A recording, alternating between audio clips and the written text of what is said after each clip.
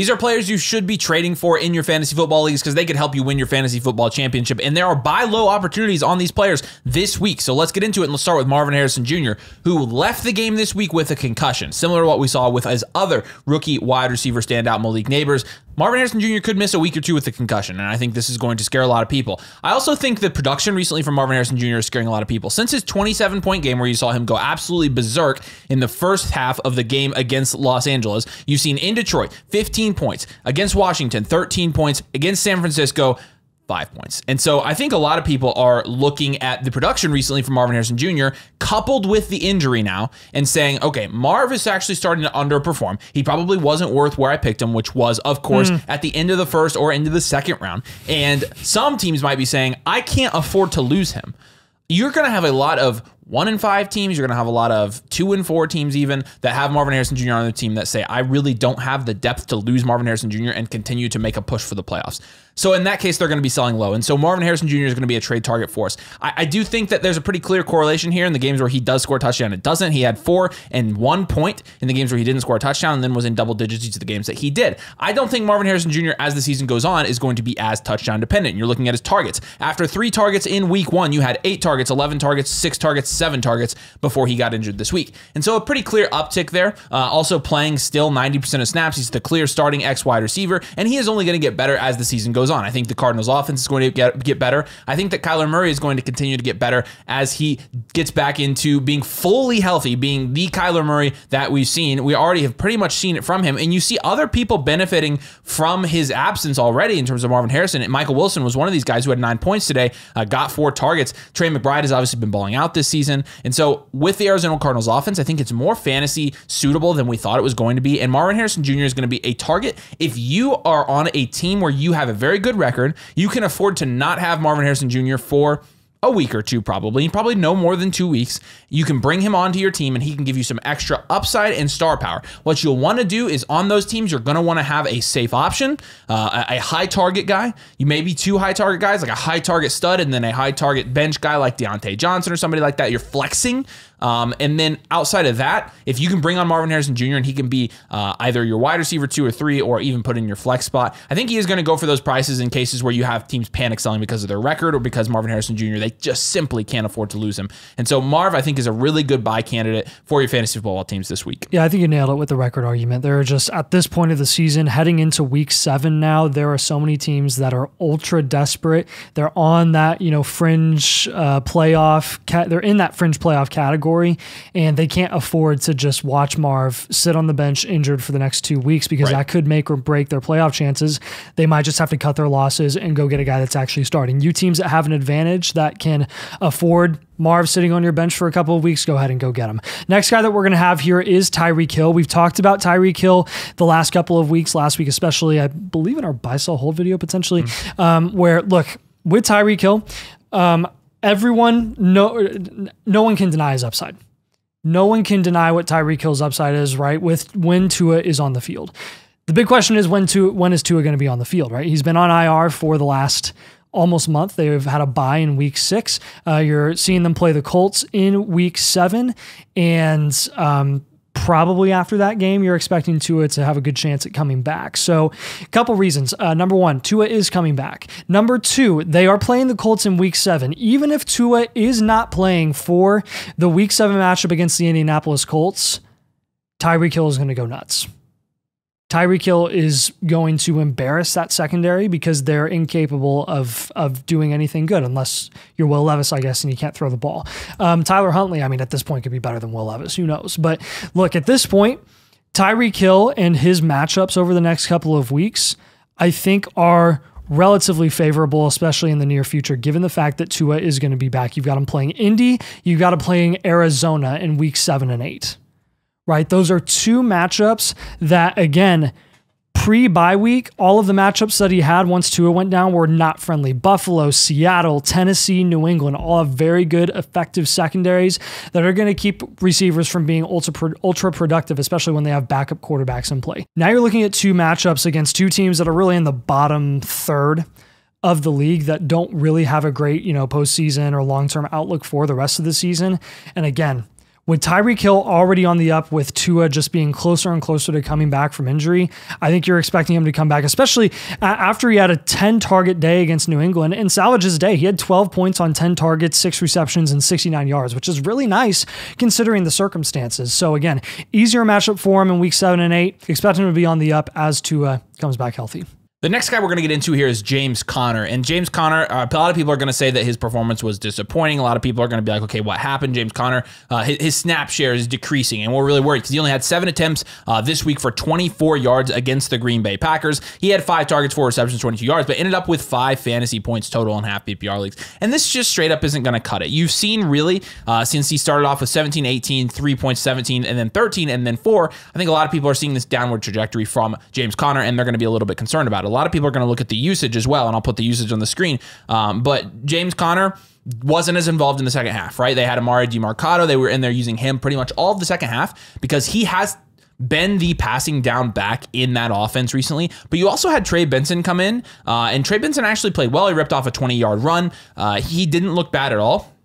And so even though in the first half, he played like he normally did, he didn't really play in the second half. I think a lot of people are going to use the Trey Benson news and the Trey Benson involvement to say that James Conner could be a sell. James Conner's probably going to be a buy. I don't think they're going to change the role that James Conner is in. Yes, he's been less efficient than he was last year. That is definitely true. However, James Conner is still the best back in that backfield, in my opinion. Trey Benson, as he gets better, will eventually usurp him for that title. But I don't think you're going to see them actually give Trey Benson the starting role until next year. And because of that, I think James Conner is going to be a buy for your fantasy football teams. I think that when you're looking at the Cardinals as a whole, again, I already talked about a Cardinal, but their upcoming schedule is actually not bad either. You've got the Chargers, you've got the Miami Dolphins, and then you've got a tough couple games there of the Bears and the Jets, but then coming off of that, Seattle, Minnesota, Seattle, New England, then in the playoffs, Carolina, and the Los Angeles Rams. So they should be involved in some pretty high-scoring games.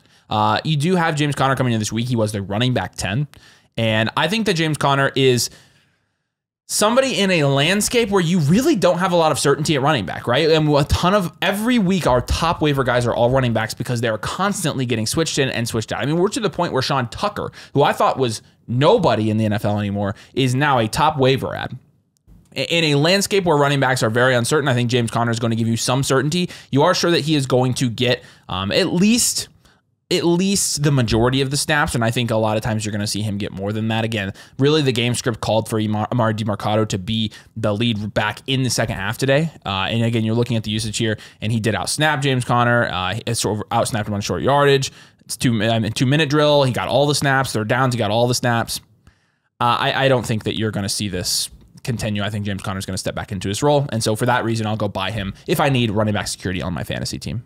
Yeah, and the next guy that we're going to have you buy is DJ Moore. We've really liked his value since Caleb Williams has kind of progressed as a quarterback in the NFL.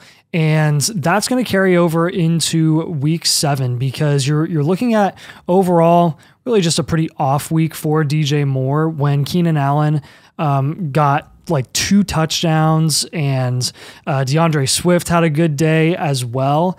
I think at the end of the day, you're looking at DJ Moore's production over the entire season. And yes, it has been kind of hit or miss, but you've also seen a very consistent, nice floor, right? 10 points, 11 points, 15 points. Those were all without touchdowns in the first 3 weeks of the season while Caleb Williams was figuring it out. 11 points in week 4, 27, that crazy breakout game against Carolina in week 5, then down to earth with 6 points against Jacksonville in London.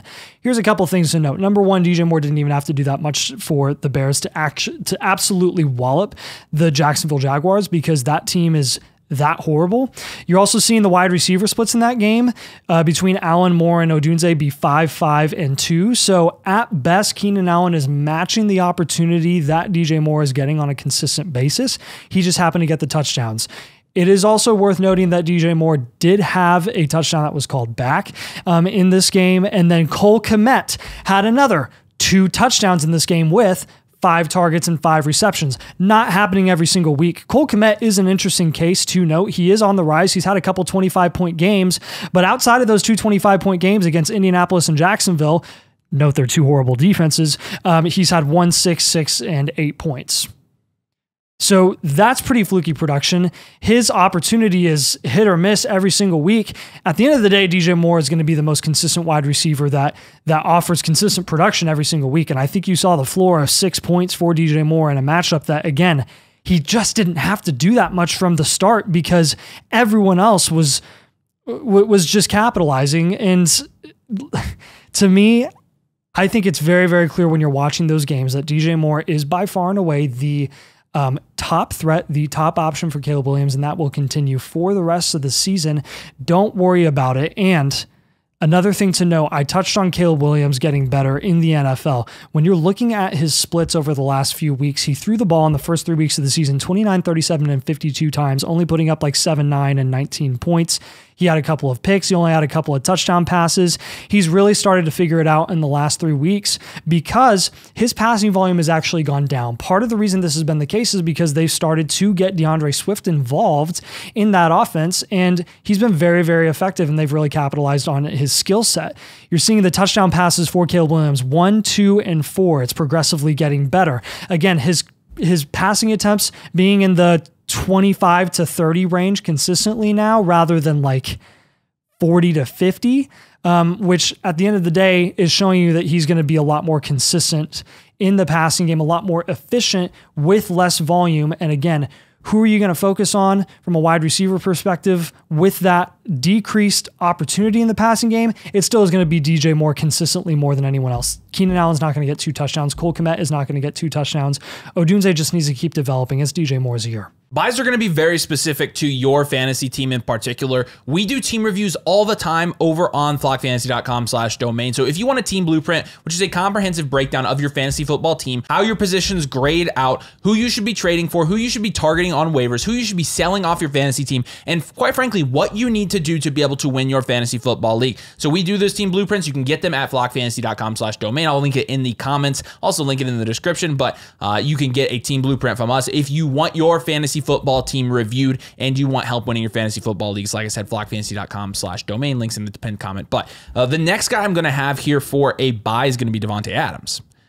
This one is less, he's been underperforming and look at situationally, and it's more of just, I'm going to roll the dice with Devonte Adams. A lot of people coming into the season said that Devonte Adams was washed. And quite frankly, I'm not sure why you would get excited about buying a guy that is 31 years old on one of the worst offenses in the NFL, playing with Aiden O'Connell as his quarterback.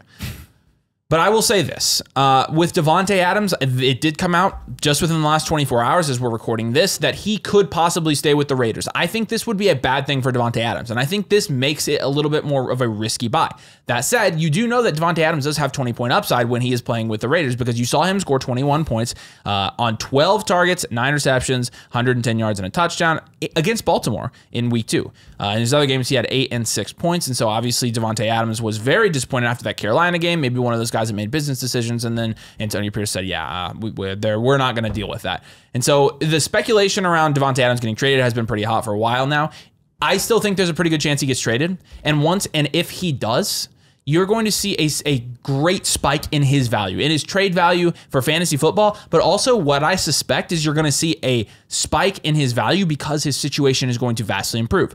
Most of the teams that were acquiring about Devonte Adams, I trust that they would use him in a way that would make Devonte Adams more fantasy relevant than he is on the Raiders. It doesn't get much worse than the Raiders. Now, one of the teams that was calling about Devonte Adams was the Steelers, and that probably would be worse than the Raiders, unfortunately. But some of the other teams that you heard calling about Devonte Adams all were teams with good offenses and good quarterbacks. And so if you have Devonte Adams go to that type of team, he immediately could become fantasy relevant again. Not only fantasy relevant, he could be a league winner. Because the fact of the matter is, when you're talking about Devonte Adams and his price right now, he is dirt cheap. In fact, if you play in a casual league, my guess is you could get Devonte Adams extremely cheap from whoever owns him in your league. Because of that, I'm going to be sending feelers out for Devonte Adams. I have a feeling that some of us are going to get some risk-free bets on Devonte Adams, meaning that you can go trade away somebody who doesn't really have a ton of upside, that doesn't really have a ton of value for your fantasy football team, maybe a bench-level guy, or somebody who is borderline flexible, and go get Devonte Adams. Devonte Adams could be a league winner if he does hit. Now, I'll be the first one to say this is very risky. I understand if you don't want to buy Devonte Adams. I understand if you don't have the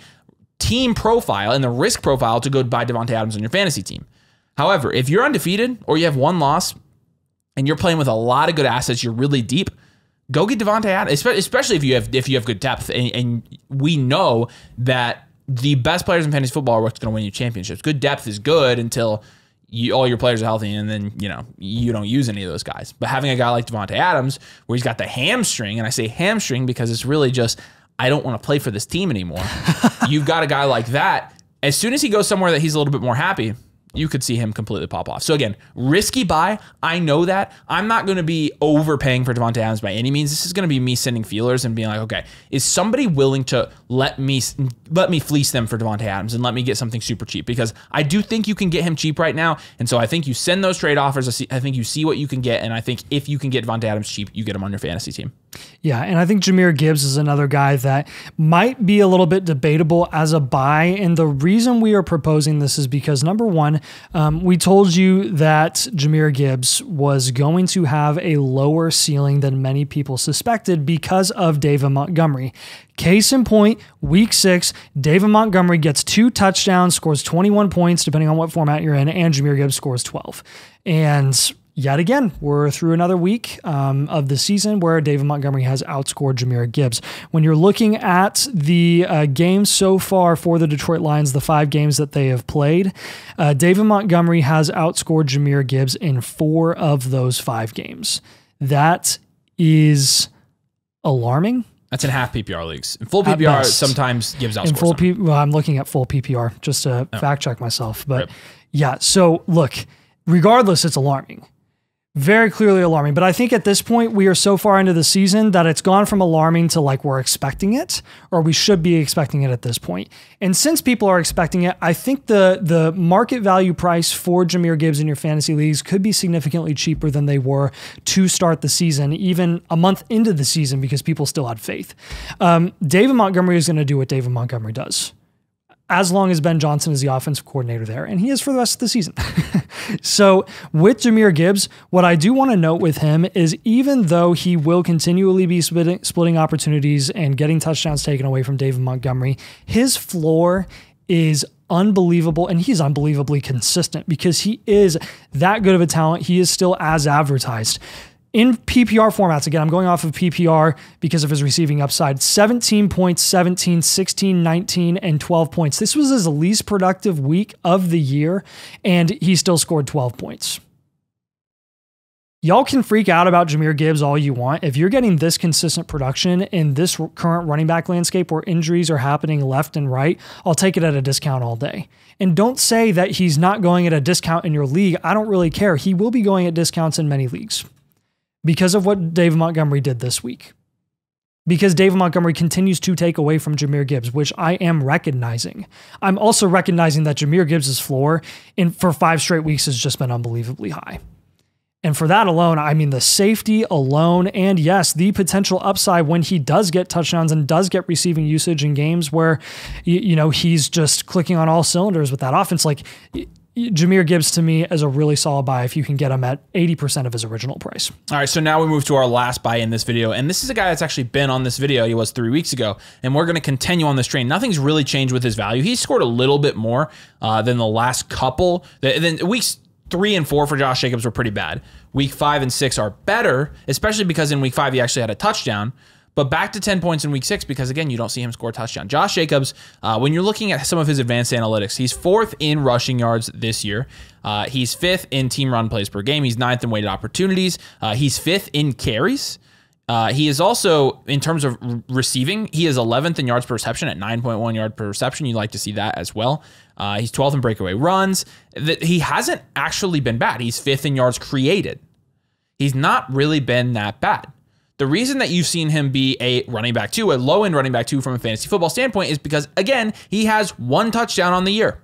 Every game where he's not scoring a touchdown, you've seen it in the last 2 games, 10 points and then 10 points again. And then 16 points when he scores a touchdown. You're basically betting this. Can I get Josh Jacobs at running back 2 / flexible prices, which I think you can? Yes. Plug Josh Jacobs in, get a minimum of 9 to 10 points every week, and when he scores a touchdown or potentially 2, I will start with 1. We'll keep it light right now. You can get potentially 16 to 20 points from Josh Jacobs. Josh Jacobs is getting the opportunity. He's also getting the red zone carries. He was 10th in the league in red zone touches coming into this week. He had 15 of them. 2 of those were goal line carries, but he's the goal line back for the Packers. He is the red zone back for the Packers. So I don't think it's a matter of his Josh Jacobs actually getting the opportunity. I mean, Emmanuel Wilson has had every opportunity, in my opinion, to take a lot of work from Josh Jacobs just because of the lack of touchdowns. I mean, Emmanuel Wilson doesn't have a touchdown in the season, right? I mean, right. The Packers running backs are just not scoring touchdowns right now. Touchdowns are the most volatile statistic in fantasy football. And so if I'm going to see one touchdown where I would expect probably, I mean, again, when you're talking about his touches, he's, again, 9th in weighted opportunities, 5th in carries in the league, I expect more than one touchdown on being 5th in carries. So with that being said, I think that Josh Jacobs is still the goodbye candidate. Mm-hmm. And just to reinforce the volatility of touchdowns overall and how it doesn't really reflect the talent of a running back or their capabilities in a respective offense, just look no further than Joe Mixon's showing in 2023 in the Cincinnati Bengals offense last year. Again, a very similar type of offense to Houston, where you've got a lot of, really talented wide receivers where they're going to pass a significant amount of the time, but they have a really nice running back as well. Joe Mixon last year, the first 6-7 weeks of the season, 10, 13, 14, 6, 13, and 9 points. He only had one touchdown in that stretch. You're looking at the second half of the season. He had a grand total of 1, 2, 3, 4, 5, 6, 7, 8, 9, 10, 11 touchdowns and finished as the running back 6 overall, averaging well over like 18 plus points per game in the second half of the season. Again, does that mean that Josh Jacobs is going to drop 15 touchdowns in the second half of the season? I'm not necessarily saying that. What I'm saying is, it's happened before with a very, very solid running back in a very solid offensive situation. I wouldn't be surprised if that's the case for a guy like Josh Jacobs and an offense that is on the up for the rest of the season again. So there you go. Those are some players you should buy low on for your fantasy football teams. That's all we've got. Make sure you drop a like and make sure you subscribe to support the channel. We really appreciate you guys doing that. Thanks for watching. More content coming later. We'll see you then.